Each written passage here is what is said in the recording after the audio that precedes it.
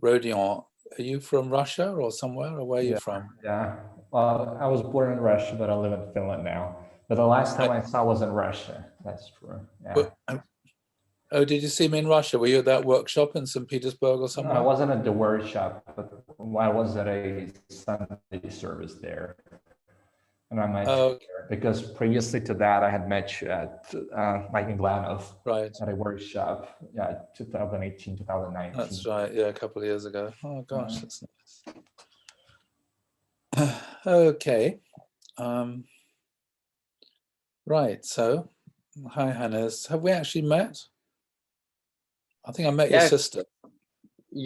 I also met you on a workshop on STF in Albania, I guess. Oh, okay, in Albania. I've met your sister a few times. Yeah. Yeah, definitely my sister. What's her name again? Nicole. Nicole. That's right. Yeah. Yeah. Okay, so I'll make a start, and where are we? I'll share my screen with you. So basically, it's just a few sort of ideas, really, and some things. Anyway, so Alex asked me what I would like to talk about. So I thought, well, something about cancel culture, which seems to be quite contemporary, very much the rage. And I was thinking, well, where does it come from? It's something a lot of people experience in terms of social media. So when we talk about cancel culture, what are we talking about here? It's basically when people are ostracized or shunned, or for having the wrong views, or having said said or done something in the past which is now judged to be wrong. So basically, they're not politically correct, or the whole views which certain segments of society today hold to be unacceptable views, wrong views, immoral views, and unethical views. And because they hold those views, they themselves are judged to be unacceptable, unethical, and wrong. And their views are held to be wrong, so they shouldn't be allowed to express those views. And if they have expressed those views, often they find themselves getting shunned or ostracized. Sometimes people become a social pariah, which means people distance themselves from them, don't want to talk to them anymore, don't want to associate with them because they're accused of being racist or fascist or homophobic or transphobic or this phobic or that phobic.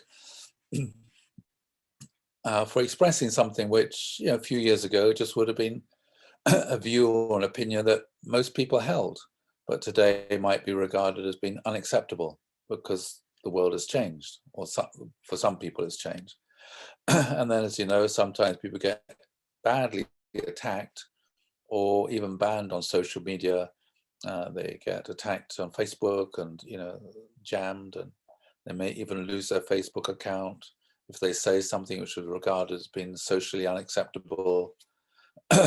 Whether it's something about, could be about anything really, even about lockdowns these days and about all sorts of things. As a result, they can sometimes lose friends. Nobody wants to associate with them. And sometimes, which is even more serious, especially for people who are adults, they can lose their jobs. You might think, well, that doesn't happen very much, but it happens. I don't know what it's like in the countries that you live in. But I'll just give an example. It was this week in England.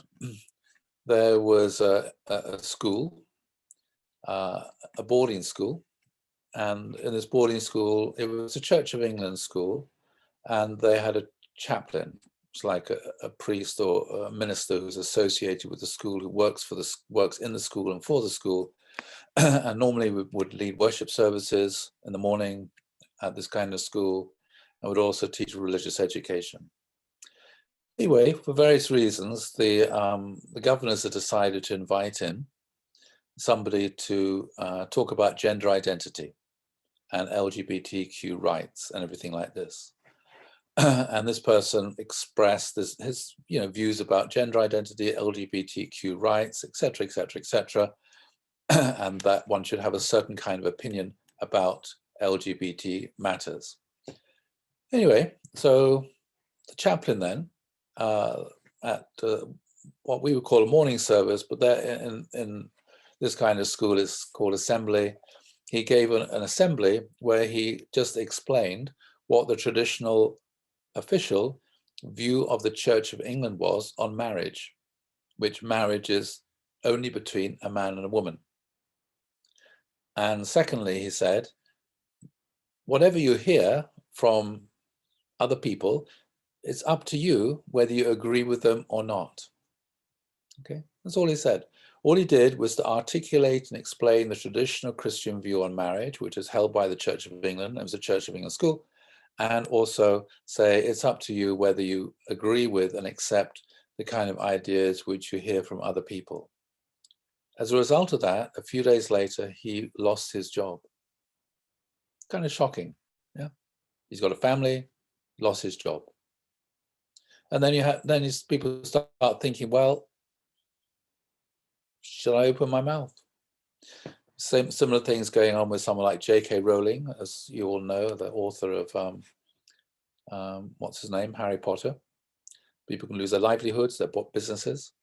And the other thing is that very rarely is there ever a possibility of redemption or rehabilitation. So if you've said something wrong in the past, then you're cancelled and there's no way back. You can't recover or redeem your reputation. That's the end. You might wonder, well, seems to be a very modern phenomena. But you might wonder, well, has this happened before? Well, I'll just show you a few images here. This is from those of you interested in history. This is from 1917 in a city now called St. Petersburg. And this figure here is someone called Vladimir Lenin. He was the leader of the Bolshevik Party, which in 1917, through a coup, seized power in Russia and established what came to be called the Soviet Union, and the ideology was communism. And if you look here, there is a person, and this is one of his comrades. His name was Leon Trotsky, and he was an ardent member and supporter of Lenin, and he was one of the leaders of the Bolshevik Party and one of the leaders of the Bolshevik seizure of power or communist revolution. Some years later, he fell out. There was another person, I'm not sure if he's in this picture, called Joseph Stalin, who we'll see in a moment. And after Lenin died, Stalin became the leader. Trotsky didn't get on with Stalin, and Trotsky fled and he went to Mexico. Later, when this picture was republished, then Trotsky was cancelled. He was airbrushed out of this photograph, and he was airbrushed out of all the photographs of the official history of what was going on. It's as if he was a non-person, that he never existed. So even though he'd been one of the leaders of the revolution, because he'd fallen out with Stalin, he was then airbrushed out of history, and not just airbrushed out of the photographs. He went into exile in Mexico, and Stalin sent somebody after him, and he was murdered with a pickaxe. So this here is Stalin, the person who organized and arranged that. This is the picture of Stalin with Bukharin and other people. And here's somebody called Yezhov, who was the leader of the secret police in those days. He fell out with Stalin, and so he also became a non-person. He was also cancelled. Of course, he was also murdered. He was also cancelled as well, and he was removed from all these pictures because it wasn't good for him to be associated with Stalin, or for Stalin to be associated with him, because he did so many evil crimes as a leader of the secret police. So that's things. So what kind of things did people like Stalin do? And Lenin? Well, this was a church. It was called St. Saviour's Church in Moscow on the river, one of the largest cathedrals in the Orthodox Church, and they blew it up, and it was destroyed. And they tried to build a swimming pool there, ended up building a swimming pool there. So what do you do in these kind of situations when you get people like this? This was somebody you may be more familiar with. Yeah, the leader of North Korea today. he does the same thing. This is a photograph some years ago, and on the BBC website. And then this person here, Jang Song-thaek, he fell out of favor with Kim Jong-un. And so he was airbrushed out as well. He was cancelled and he lost all social recognition. So what do you do? Well, after the fall of communism, then all the statues of Lenin were toppled and all the statues of Stalin were knocked over. Yeah, because all these statues were built to honor all their terrible crimes that they committed. So what do you do? St. Saviour's Church was rebuilt exactly as if it had never been destroyed. Interesting. These sort of thing, what do you do with people today? So there's somebody, I don't know if you heard of someone called Edward Colston. He was a Bristol slave trader and he made a lot of money out of slave trading. But then he gave all his money away to build schools and hospitals and concert halls and lots of things within Bristol. He's an incredible philanthropist. And so to honor him, a statue was built, was erected. Then last year, it was torn down because he was a slave trader. So how do you deal with somebody like that? Was he being honored because he was a slave trader? In the way that Lenin and Stalin were honored for for seizing power in the Bolshevik Revolution and all the things that they did? Or was Edward Colston being honored because he was a philanthropist and gave all his money away? So what do you do with these kind of people, with this kind of situation?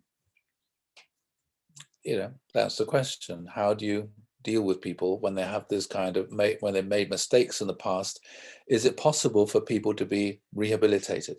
Is it possible for people to have a change of heart and actually realize, actually, I made a mistake. I made all this money in the wrong way. Maybe I should just give it all away for good purposes and to good causes. Should you honor such a person? Or should you say, well, because you were a slave trader, it's impossible for you to be forgiven and for you to be redeemed? This is another person, I'm sure you've sung this song many times. Amazing grace, how sweet the sound that saved a wretch like me. I once was lost, but now I'm found, was blind, but now I see. You might wonder, saved a wretch like me. So who was this wretch, John Newton? This wretch called John Newton was a slave trader. He had the reputation as one of the most, used the most foul language on the slaving ship. But then he had a personal encounter with Jesus and his whole life has turned around. And so instead of supporting slavery, he became very much against slavery and he became an evangelist and, you know, teaching people about God. So you have to say, well, is it okay to sing this song? Or should we cancel this song as well because of what he did in the past? These are all, you know, kind of questions. So what's a biblical view of this? Those of you who've been to my lectures, you know, all I'm interested in is the Bible. So, okay. You've all heard the story of Noah and the flood. It says in the Bible, Noah is a righteous man, blameless among the people of his time. And he walked faithfully with God. So what does it mean? Blameless among the people of his time. So when this is interpreted, it's often said, well, actually the people of his time were of a really low standard. But compared to the incredibly low standard of his time, he was a good person. Yeah. And so you think, okay, he wasn't really such a great person compared to lots of other people like Abraham, but compared to his time, he was a good person. So yeah, he was remembered for being that. He was judged according to the standards of his day. And so you look at people like Edward Colston, lots of people like this, you have to say, okay, you should judge these kind of people by the moral standards and values of their time. Were they exceptionally bad according to the standards of their day, or were they actually quite good according to the standards of their day? One should judge them in that kind of way from a biblical point of view. Whereas if you look at Lenin and Stalin and you judge them by the standards of their day, You'd have to say, well, even by the standards of their day, they were really evil people. Yeah, that's just the reality. So again, this is a biblical view. It's the idea it's possible you should judge people according to the standards of their day and be a bit more compassionate and understanding. There's another little thing here which I like from the Bible. Korah, the son of Izhar, son of Koleh, son of Levi, certain Reubenites, Dathan, Abiram, son of Eliab, and On, son of Peleth, became insolent. This is during the time of Moses. And they rose up against Moses. Though Korah then, he was actually Moses' first cousin. He rose up against Moses, and with them were 250 Israelite men, well-known community leaders who'd been appointed members of the council. They came as a group to oppose Moses and Aaron. And there's a big controversy, there's a big, situation of conflict. Yeah. Anyway, so all right. So how should one remember Korah? Okay, he was a first cousin of Moses.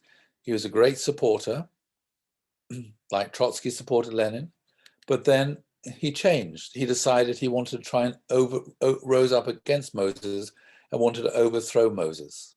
Yeah. In the end, he died. He was killed. But then, how should he be remembered? If you read the Psalms, you find there are lots of Psalms, and it says here, for the director of music and maskil, which is a psalm, a song, of the sons of Korah. As the deer pants for the streams of water, so my soul pants for you, my God. My soul thirsts for God, for the living God. Where can I go and meet with God? And I'm sure many of you sung this song. As the deer, okay? That song was written by the son of a person who tried to overthrow Moses. Now, if you were living in North Korea and you fell out of favor, it's not only you who'd be airbrushed out of history and have your pictures removed. It's not only you who'd be killed, but actually your family would be, and all your relatives in North Korea would all be sent to a slave labor camp and would perish. Okay, so that's the idea here, is there's no possibility of redemption. Yeah. So you have to think, well, okay, so the biblical view then is, okay, you made a mistake, but even though you made a mistake, we still remember the goodness that you did. Because who is righteous? Nobody. Even Noah, he was only righteous in his generation. He wasn't a perfect person. Only compared to the people of his time was he regarded as a good person. Yeah, so in the Bible then you find many flawed characters, things which we say actually what that person did was really wrong.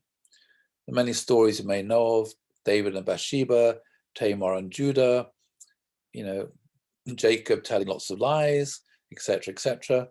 So the question is then, is it possible for people to change? If people change, should they be forgiven and should they be rehabilitated and should one recognize the good things that they did? So as I said, this becomes an issue then. With cancel culture then, there is no forgiveness. It's a bit like, oh, you're going to go to hell for eternity. Yeah, it's like that. It's not the biblical view where you can be forgiven. Yeah, where all the good things you did are remembered, even though you did some bad things as well. Yeah, the cancel culture doesn't matter how many good things you did. You may make one small mistake and then that's the end. So the question is then, these are kind of issues we have to deal with. I'm sure you meet these kind of questions. When is it okay or right to take down statues?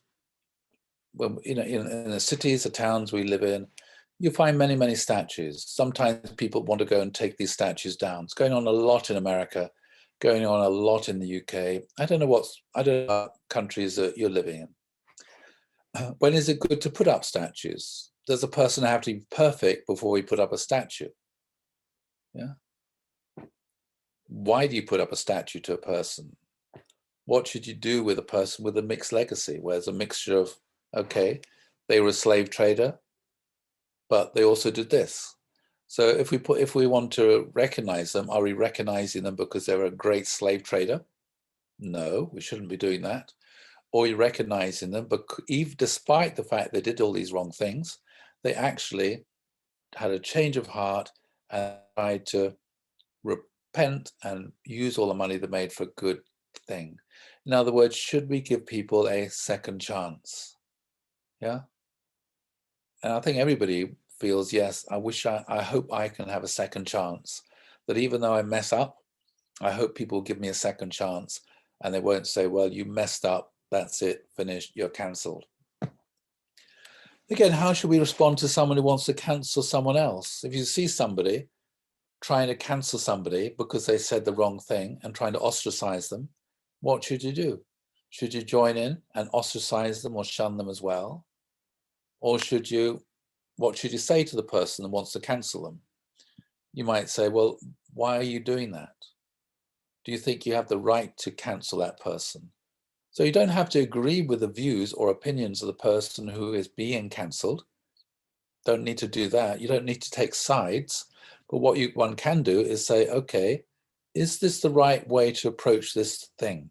Is this the right way to approach this person because they got ideas that you don't like? Yeah, that kind of thing. Supposing they didn't like your views and they had the power to cancel you, would you like that? Most people would say no. So, one needs to agree to disagree. How should you respond to someone who wants to cancel you? And I'm sure maybe you find that, you may have views which are regarded as being politically incorrect and unacceptable today. And somebody might want to cancel you. When I was at university, I got cancelled. It's not a new thing. I went to University of Manchester in 1980, and then I was in CARP, and then the student union was controlled by Marxists.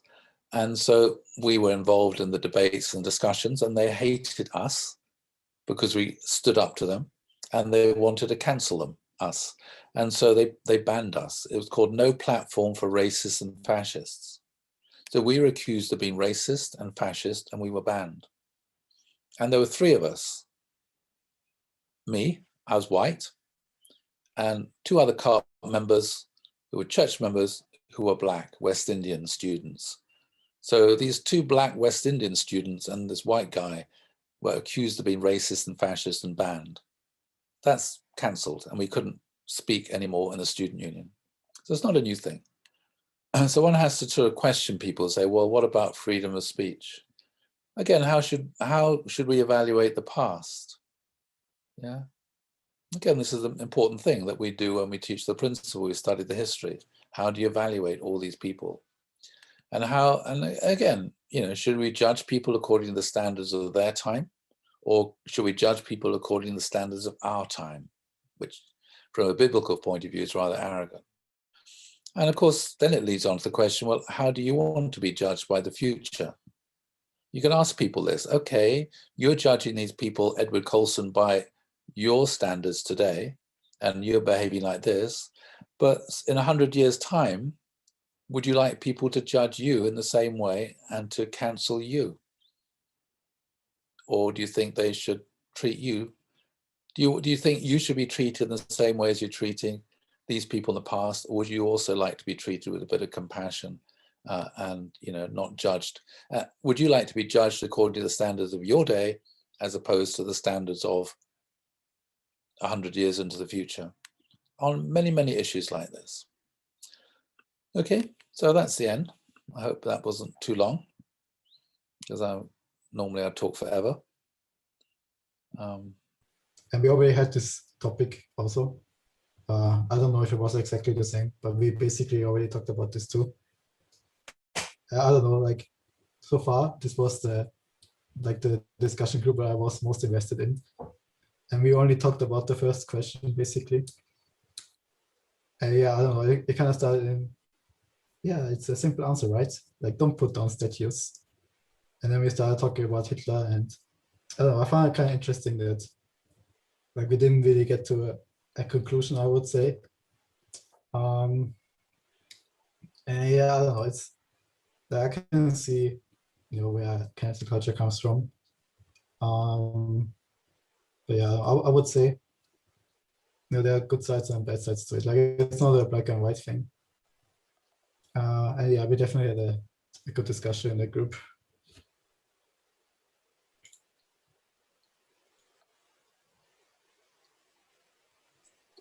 Thank you. Anyone else want to share? Feel free to unmute yourselves. Don't be shy. I'm pretty sure you know most people here. I can share something. In our group, we were talking about this thing that was quite interesting. I think it was more kind of cancel culture.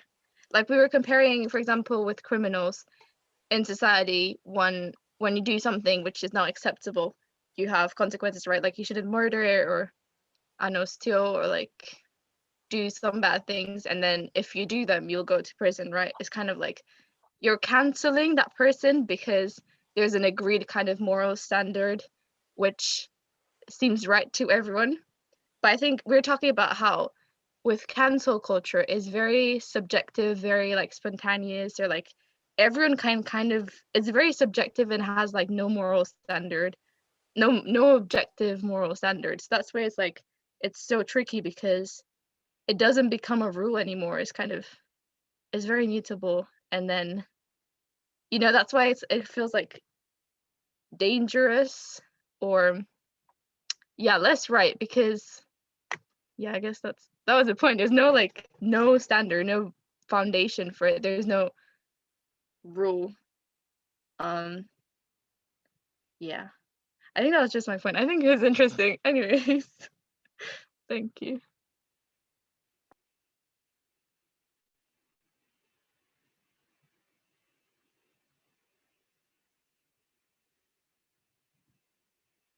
Yeah, right.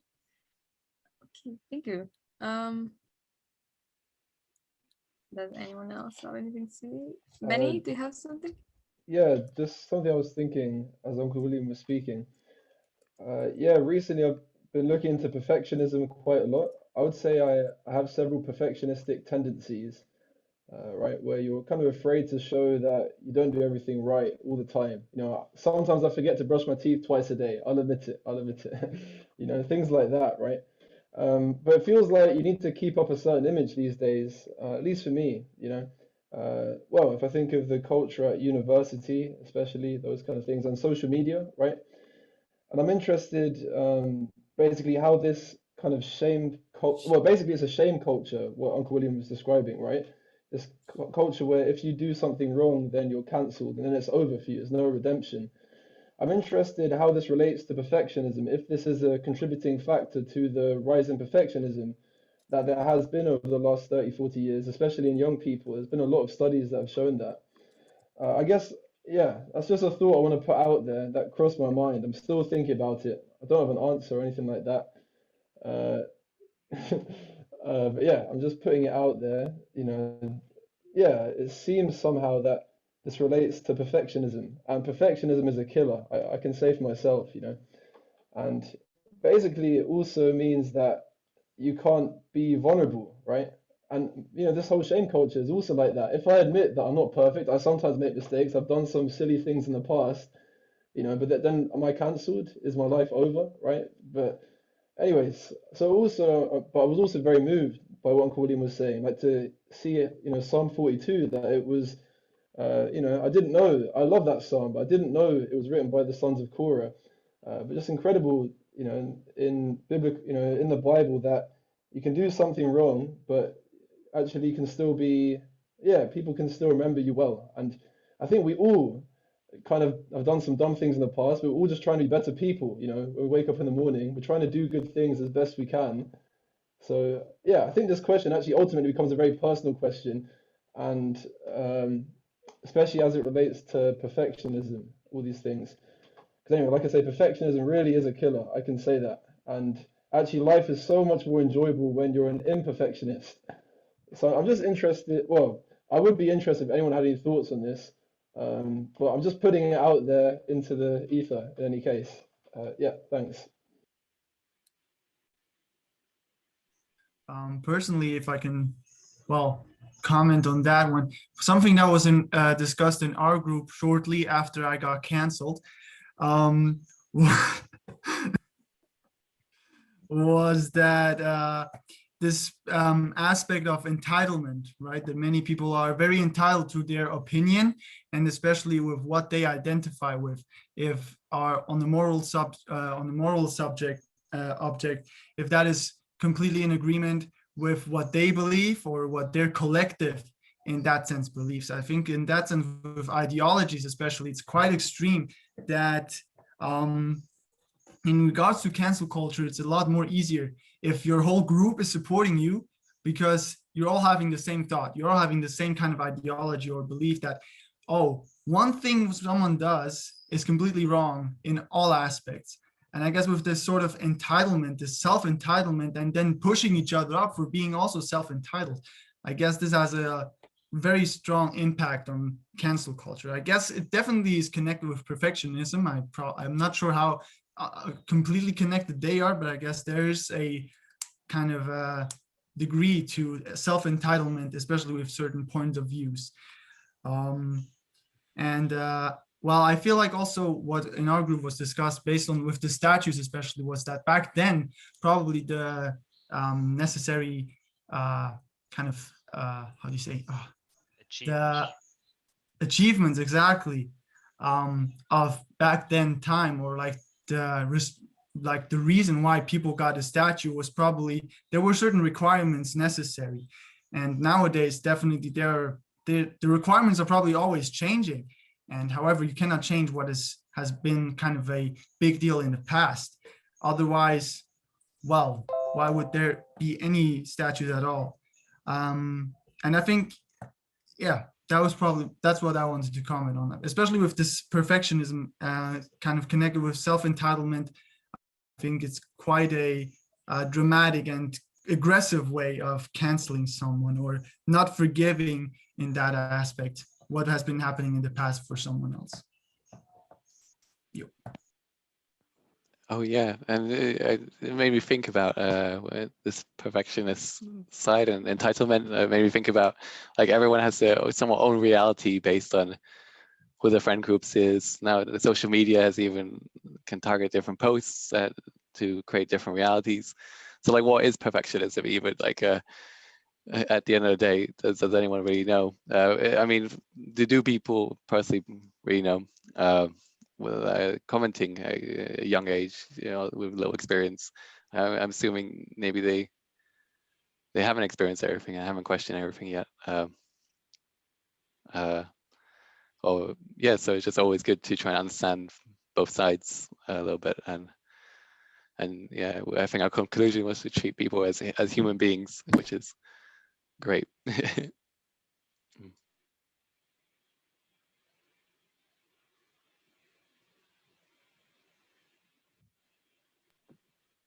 Sorry, can I just also add? I think also with this like cancel culture and perfectionism and all of these topics, I think is more kind of like you are trying to fit everyone's needs or like expectations. Like you want, like for example, I'm studying social work, right?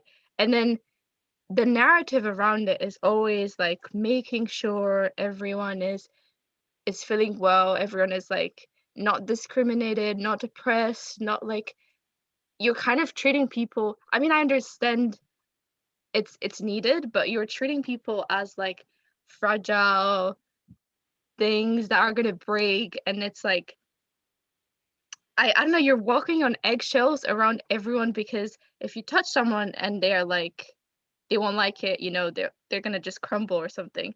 So I think that's like also, yeah, like snowflakes. It's just it can get really tiring, right? That's why there's like so much like perfectionism, because in everything you post online you have to like trigger warning, and like all these people can get offended and all these things, or like when even you say a word you have to like explain it so that people don't get offended, or like say I'm not an expert and this is my experience so far, but I don't speak for everyone, which is like it's okay, but it just can get so much, because I feel like before that was also true, you know, like we always speak for ourselves, right? That's from our experience and like from our knowledge. And I don't think everyone is like, there's no person that's going to be an expert 100% at something, right? So you just like, when you talk, everyone kind of assumed that was the reality, but now you just have to like explain it. And I think it just gets too much, and there's like so much of it.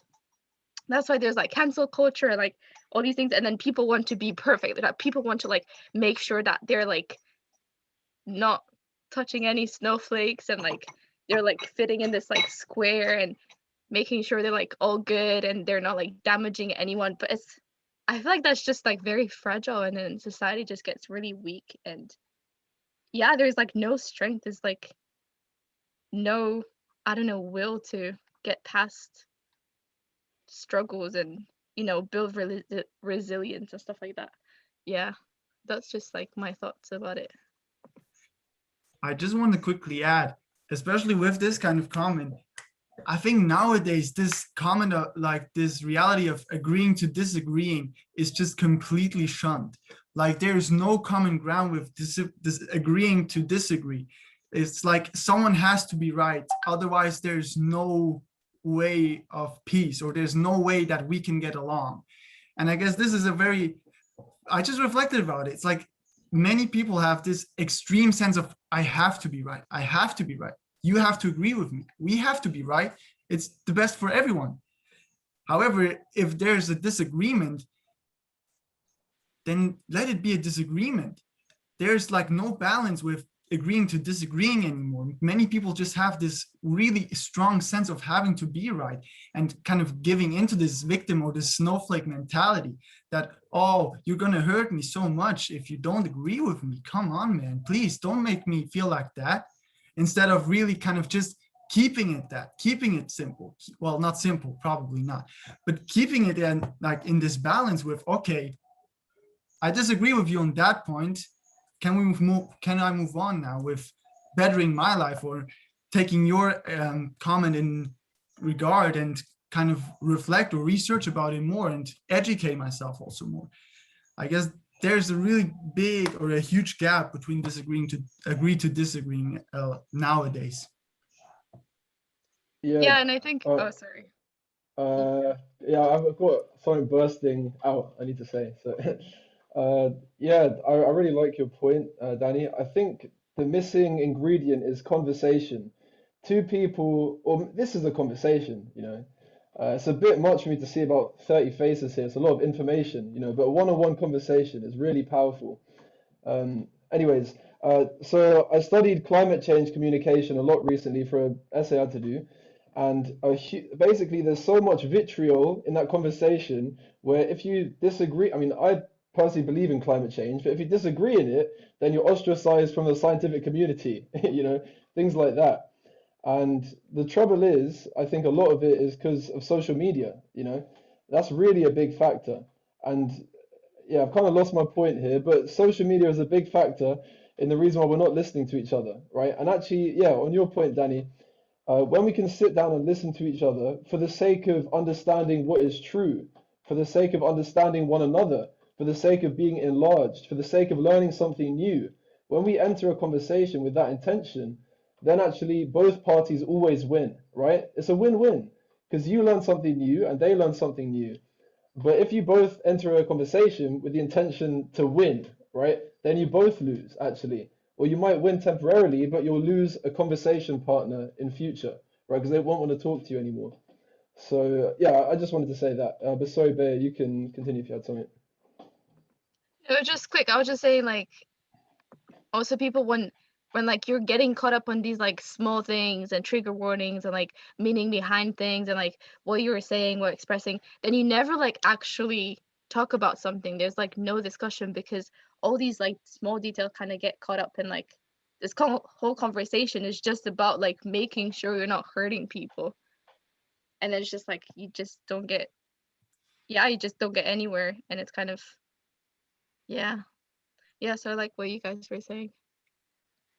Yeah, I think one kind of point that comes from what we discussed in the group, Danny, as well as what you said here, is this idea that like if people if people are in situations where they want to cancel someone else or they're having this disagreement, the fact is that if they decide they don't want to hear any other opinions, that kind of shuts everything down. And I think the reality is, if you're kind of trying to argue with someone who just doesn't want to hear you out, no matter what the situation is, then we kind of end up with societies where we just don't care about other people's opinions at all. And I feel like it's something I've experienced anyway, in kind of having debates with people about kind of even very simple fundamental things. And yeah, I guess it's something that kind of feeds into this whole cancel culture and this kind of entitlement of being the right one, the correct one. And yeah, I suppose it's very difficult to deal with people like that, you know. Damn, I had a much clearer point like 5 minutes ago, but I lost it. Sorry. I think, can you hear me? I think GS. John Sebastian, please speak. Yeah, John Sebastian has something. So we can't hear you, Alma. I was trying to say that somebody is raising his hand already since a while. Yeah. My mic is not the best. I am sorry. The floor is yours, John Sebastian. Please talk. Sorry, I'm sorry. Yeah, I wanted to add that about cancel culture, we have different things. Firstly, it's come from USA, where when it's common that sometime you have somebody in the politics, especially like Trump asked to cancel Hillary Clinton, and later many people did same to him. And also about canceling people, we see many that in social media, specifically Twitter, maybe not only in Twitter, but if I have no internet or smartphone, I will never be cancelled because I'm doing never things to do something in Twitter, for example. And we have also a challenge of memory.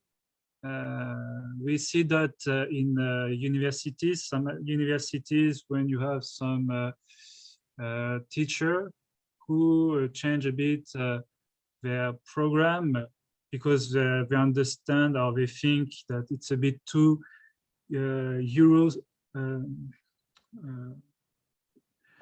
Eurocentric, too much on the Europe, for example, and we can talk about more others people. This year in France, many people wanted or did commemorate the death of Napoleon. And you have some associations say, okay, you would like to do something very official with the president in Paris, but remember Napoleon, he reintroduced slavery. And we have this question in Europe in general, because in some point we hear that they are suffering memory, but we remember also that for some reasons we celebrate some persons that we can understand that there are some negative opinion today. So inside the specialists, the idea is to say, instead of canceling, maybe we can talk more, explaining more. And on this point, it's joining also the idea that in a debate, the goal of a debate, it's not to be right or to be the person who explaining everything. It's just saying our opinion, our judgment, like that everybody around us can hear and thinking by themselves, okay, he said that, but the other said other thing, and after we can make our own opinion.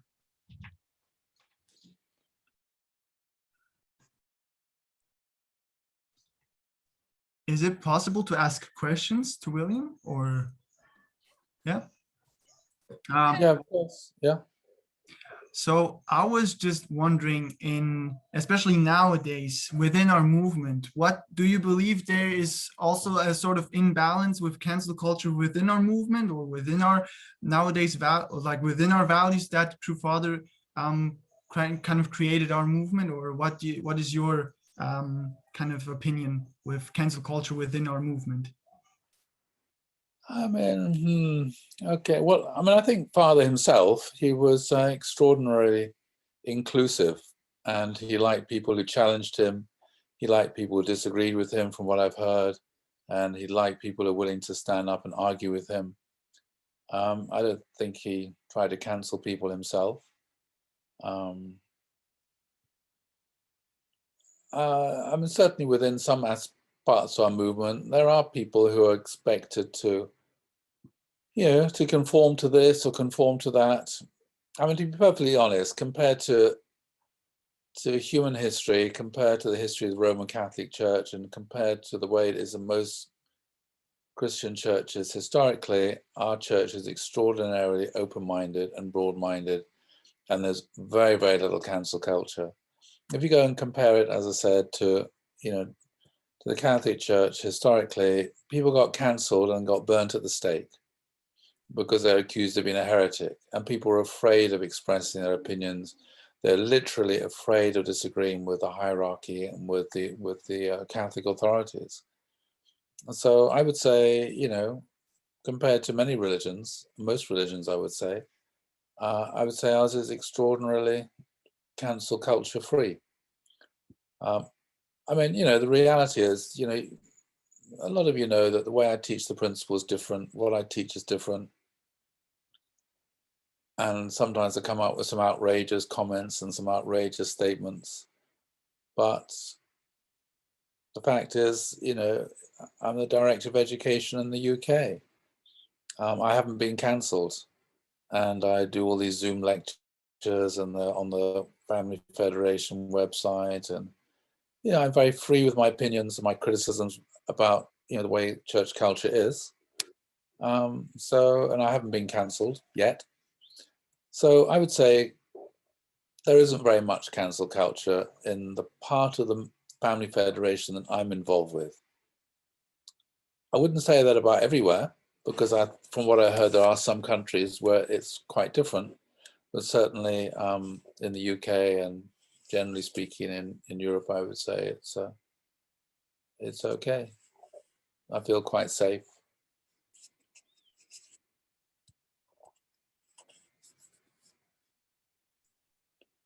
Thank you. As you can say what you want to say. Sorry. Something came into my mind. My brother-in-law was talking with his sister about like a brother who left the church because he was gay. Because the way also our movement perceives the whole LGBTQ situation is also kind of like difficult. I guess, I mean, there are a lot of people who are quite tolerant or wouldn't like criticize them or would like cancel them, quote unquote, but in a way they feel canceled, right? Or feel judged in our movement, which is kind of a way of cancel, right? So in a way we have this kind of culture, or we don't. I don't know what your thoughts are on that point. Yeah, I mean, certainly there are issues, but I mean, I would just say that they're no different than the kind of issues that you face within any spiritual community. And compared to a lot of spiritual communities, I would say our spiritual community is much more liberal than many other spiritual communities. I mean, certainly this whole issue of LGBT it's very challenging for all religious people, all spiritual communities. I would say in terms of the principal perspective, I would say that, first of all, every single human being is a son or daughter of God.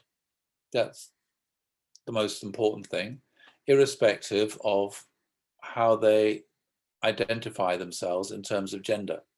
So whether a person is gay or feels like they're gay or whatever, at the end of the day, they're still God's child. They're still God's son or daughter, and God loves them unconditionally. That's the first thing. That from a principle point of view, first of all, you're God's son and God's daughter, and God loves people unconditionally. So I think we should remember that in the way that we ourselves talk about and treat people who are gay or think they might be gay. We should love people unconditionally and treat them as with respect, as an individual truth body, an individual expression of God. That's the first thing. There is, of course, an issue about blessing and marriage, because in terms of our theology, marriage is for between a man and a woman. So you can become like, our theology says God is unified being of masculinity and femininity. The purpose of life is to become like God. So this is the purpose of marriage, is to unite the world of masculinity, world of femininity, so you become an incarnation of God. So I say that's our theology. So we wouldn't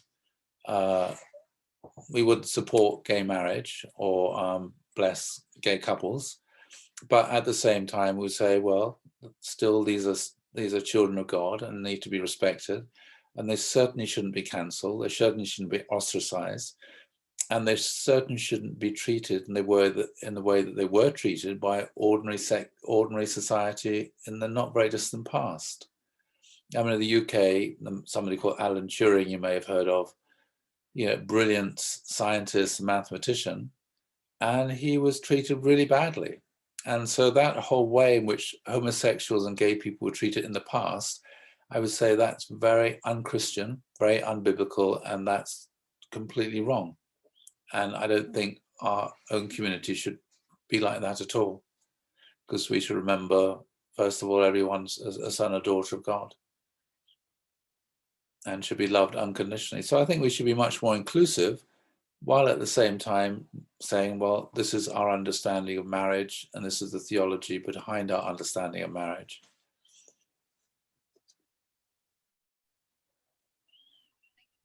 But, to be honest, I can't imagine, for me, I can't imagine anything more challenging than for a person in any religious community to feel that they have same-sex attraction.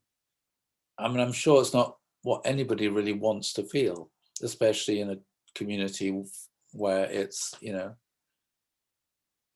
there's certain views about it. So I have a lot of compassion for people who feel they have a same-sex attraction. It must be really difficult, obviously incredibly challenging for them to process all of this and to find themselves and their identity, and also reconcile that feeling they have with their understanding of God and their relationship with God, their understanding of the principle, and their understanding of relationship with the spiritual community which they belong to. I don't think it's at all easy. I have a lot of time for people like this that, would love to support them. But at the same time, we have a certain theology about God and marriage, which, again, we can't change that either. Thank you, Uncle.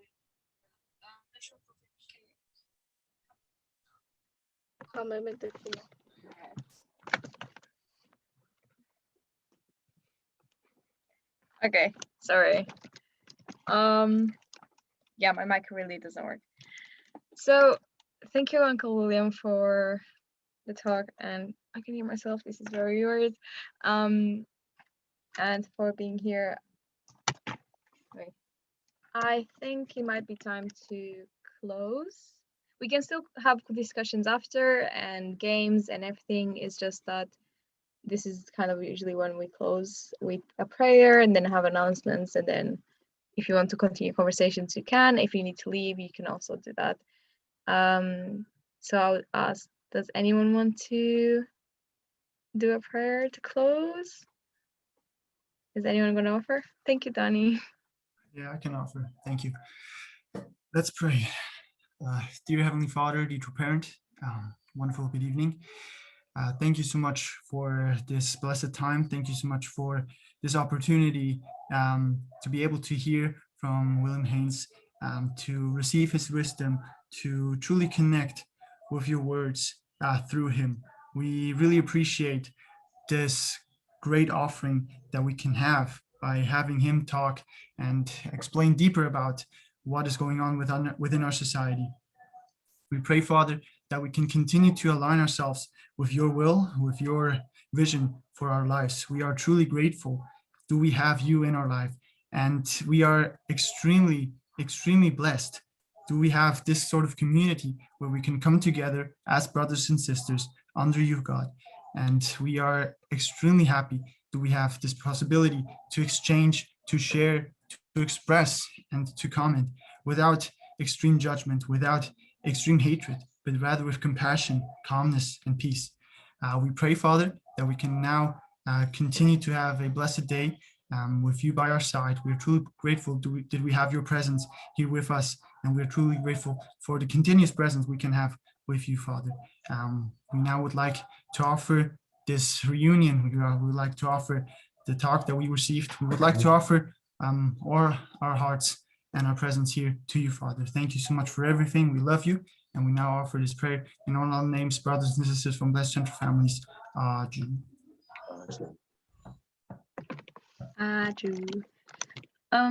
Alex has something to update us on, I think.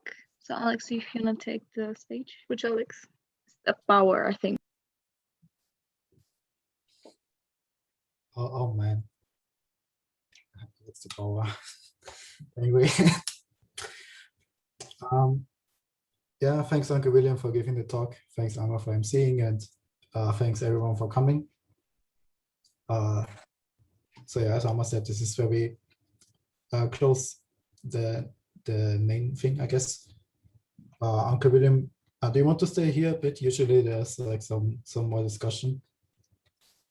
I'd love to stay, but I just need to get away. Yeah, got to go and see my family. I'm almost